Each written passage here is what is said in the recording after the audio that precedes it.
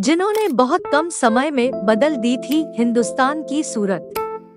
फिर छठ सूर्य की गिनती उन भाषाओं में होती है जिनके साथ इतिहास में कभी न्याय नहीं किया।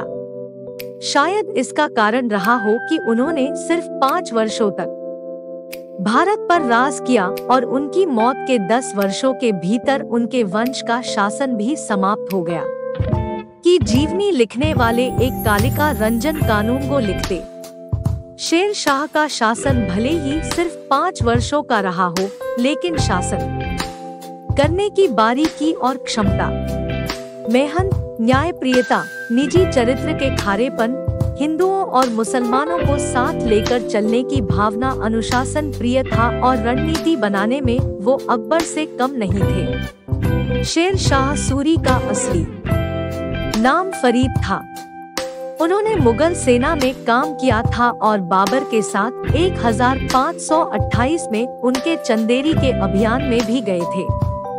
बाबर की सेना में रहते हुए ही इन्होंने हिंदुस्तान की गद्दी पर बैठने के ख्वाब देखने शुरू कर दिए थे।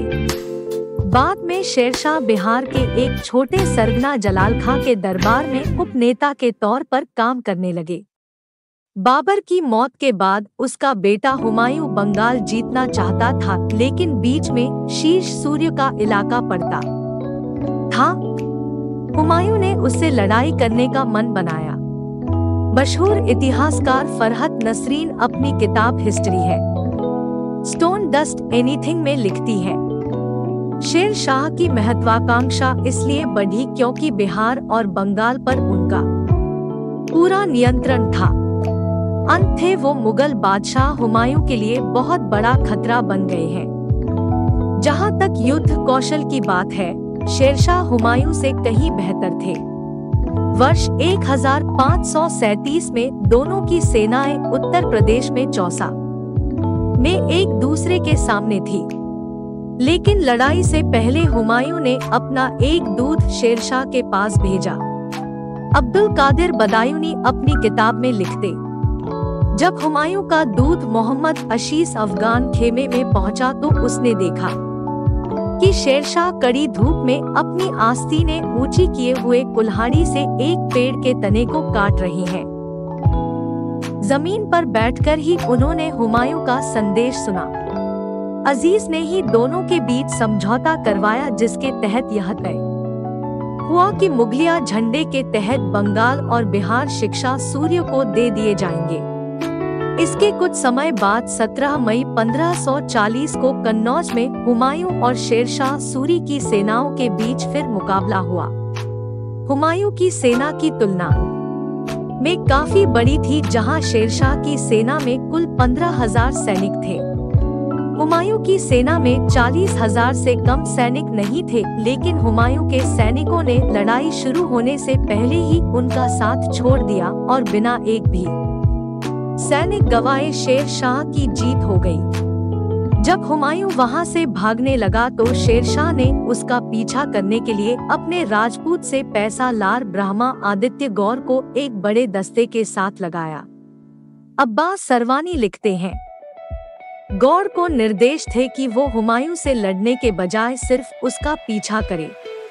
हुमायूं अपने बचे खुचे सैनिकों के साथ किसी तरह आगरा पहुंचा। आगरा पहुंचकर उसने अपनी बेगम दिलदार को लिया और अपने खजाने से कुछ धन लेकर मेवात के रास्ते लाहौर की तरफ रवाना हो गया।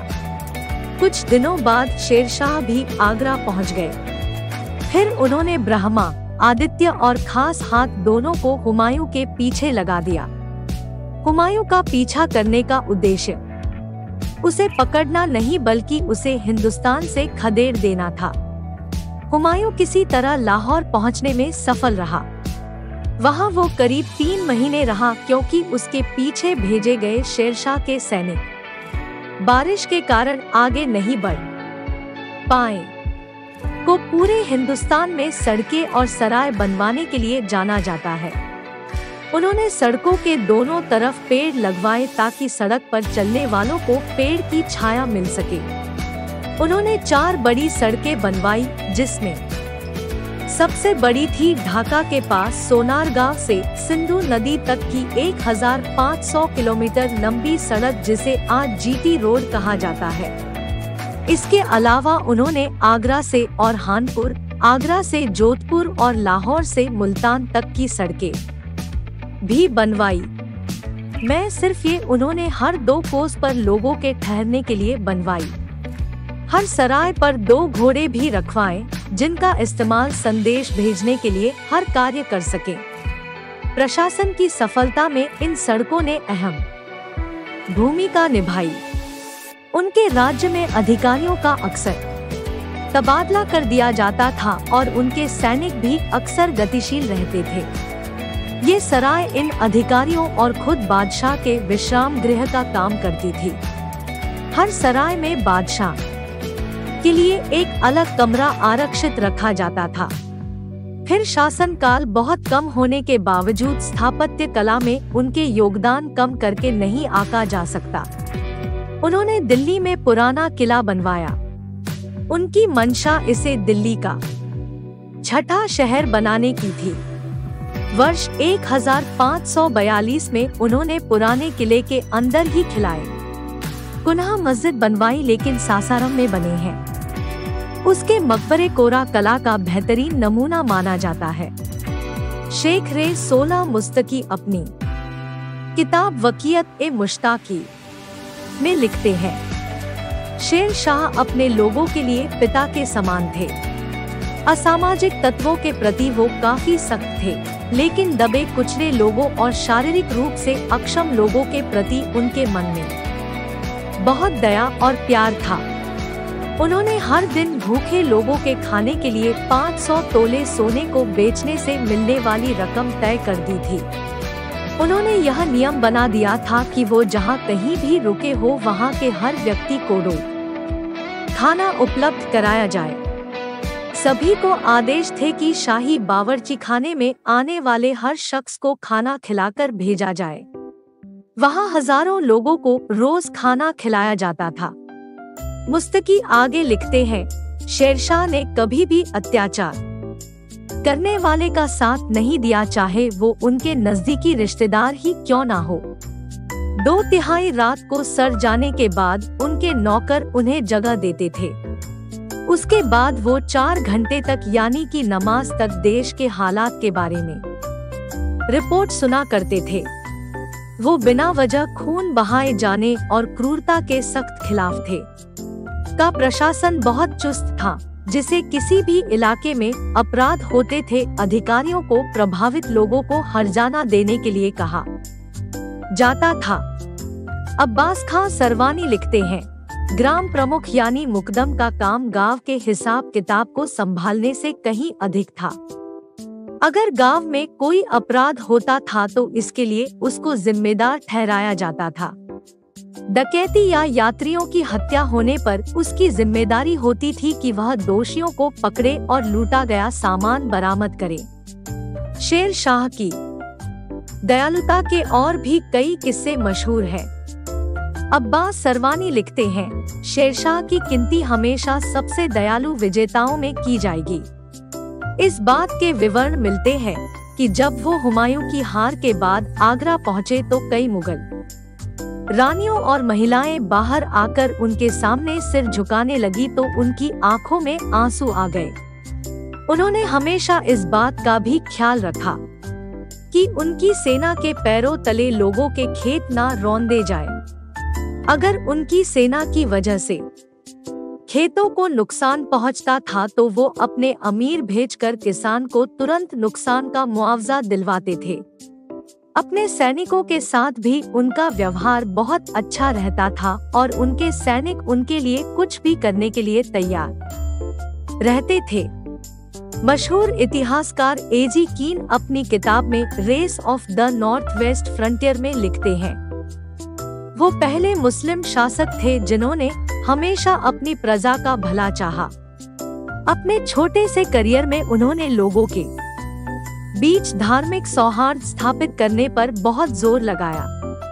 शेर शाह के शासन में हिंदुओं को महत्वपूर्ण पदों पर रखा जाता था।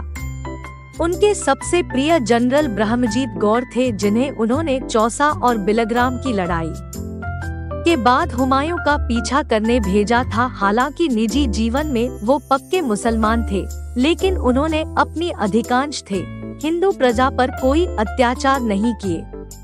उन्होंने पहली बार ये सोचा कि सरकार को हमेशा अपनी प्रजा के बीच लोकप्रिय होना चाहिए। बात की किसी भी सरकार ने, इसमें अंग्रेज भी शामिल है, ये की बुद्धिमानी नहीं दिखाई। शेर शाह ने वर्ष 1544 में कलिंजर के किले का घेरा डाला। अधिकतर इतिहासकारों का मानना है कि शेरशाह कछवा से बिना आगरा वापस लौटे सीधे कलिंजर के सलाह तो नहीं। अफगाना के लेखक अहमद यादगार लिखते हैं, शेरशाह के कलिंजर जाने का कारण वीरसिंह बुंदेला था, जिसे शेरशाह ने अपने दरबार में तलब किया था, लेकिन उसने भागकर कालिंजर के राजा के यहाँ शरण दी थी और उसने शेरशाह को सौंपने से इनकार कर दिया था। कालिंजर का किला समुद्र की सतह से 1230 फीट की ऊंचाई पर बना हुआ था। शेरशाह ने किले को घेरकर सुरंगें और ऊंची मीनारें बनवाना शुरू कर दी। जब सारी तैयारी पूरी हो गई तो तय हुआ कि 22 मई 1545 को किले पर हमला बोला जाएगा। हमले में भाग लेने के लिए शेर शाह खुद आगे आ गए। अब्दुल कादिर बदायूनी लिखते हैं, जब दरिया बम लाए तो शेष उस ऊंचे प्लेटफॉर्म से नीचे उतर आए जहां से वो तीर चला रहे थे और उस स्थान पर खड़े हो गए जहां बम रखे हुए थे। उन्होंने बम के पलीते में आग लगाकर उन्हें किले के अंदर फेंकने का आदेश दिया। जब सैनिक इन बमों को किले के अंदर फेंक रहे थे, एक बम किले की दीवार से टकराकर वापस लौटा और उस स्थान पर फटा। यहाँ बाकी बम और पटाखे रखे हुए थे। बहुत जबरदस्त धमाका हुआ और चारों तरफ आग लग गई। वहां मौजूद शेख खलील, शेख निजाम और दूसरे सैनिक तो आंशिक रूप से जले, लेकिन शेरशाह करीब आधे जल गए। उसी हालत में उन्हें शिविर के बीचों बीच ले जाया गया। वहां उनके दरबार के सभी विशिष्ट लोग मौजूद थे। शेष आने उसी जली हुई हालत में अपने एक जनरल थी साहा को तलब किया और आदेश दिया कि उनके जिंदा रहते किले पर कब्जा कर लिया जाए। ये सुनते ही पर चारों ओर से हमला बोल दिया। अब्बास लिखते हैं कि सैनिक चींटियों और की तरह किले पर टूट पड़े। जब भी शेरशाह को थोड़ा बहुत होश आता, वो चिल्लाकर अपने सैनिकों को किले पर कब्जा करने के लिए प्रोत्साहित करते। अगर कोई उन्हें देखने आता तो वो कहते, यहाँ अपना वक्त बर्बाद करने के बजाय लड़ने जाओ। उस समय मई का महीना था और वहां बहुत गर्म हवा चल रही थी। शेरशाह के सैनिकों ने उनके शरीर पर चंदन का लेप और गुलाब जल का छिड़काव किया, लेकिन हर घंटे गर्मी बढ़ती ही गई और शेर शाह को कोई आराम नहीं मिला। दोपहर की नमाज के समय शेरशाह की सेना किले में घुसने में कामयाब हो गई। अब्बास आगे लिखते हैं, जैसे ही शेर शाह को जीत की खबर सुनाई गई, उस तकलीफ में भी उनके चेहरे पर खुशी और संतोष के भाव उभर आए। लेकिन कुछ ही क्षणों में उन्होंने अपनी आखिरी शब्द कहे, या खुदा, मैं तेरा शुक्रगुजार हूं कि तुमने मेरी इस इच्छा को पूरा किया। ये कहते ही उनकी आंखें हमेशा के लिए मूंद गई। शीर्ष की मौत के 5वें दिन उनके दूसरे नंबर के बेटे जलाल कलिंजर पहुंचे, जहां उन्हें हिंदुस्तान के बादशाह की गद्दी पर बैठाया गया। फिर शाह को कलिंदर के पास एक जगह लालगढ़ में दफना दिया गया। बाद में उनके पार्थिव शरीर को वहां से निकालकर सासाराम में शेरशाह के मकबरे में ले जाया गया। रेहान फजल, BBC दिल्ली।